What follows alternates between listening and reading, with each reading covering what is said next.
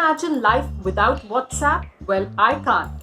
Now, some of us may have got used to other messaging platforms, but most of us are hooked on to Facebook-owned WhatsApp. The numbers say it all.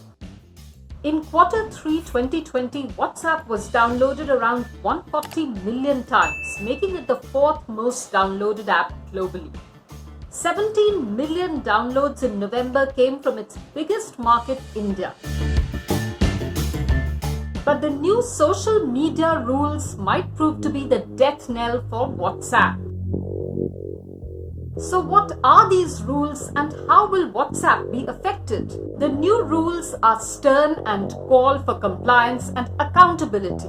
Some of the most important guidelines are: platforms have to verify users' identity. Appoint a grievance officer. They are required to register grievance complaints within 24 hours and address the issue within 15 days.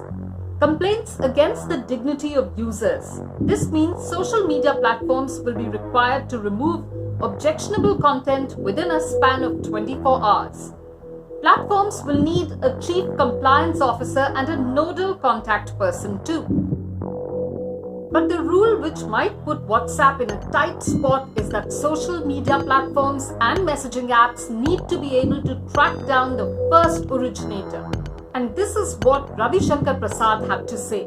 The social media platforms, upon being asked either by a court order or by the government authority, will be required to disclose the first originator of the mischievous tweet or message, as the case may be. And this should be only in relation to sovereignty and integrity of India, number one.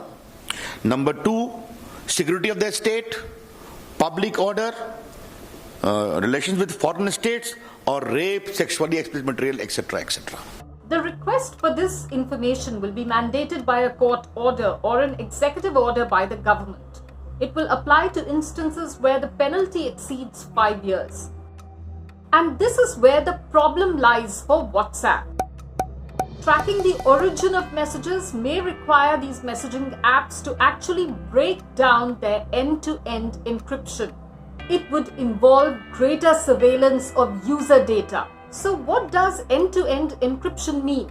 Well, very simply put, it means that no third person apart from you and the person you are sending the message to can peep into your conversation.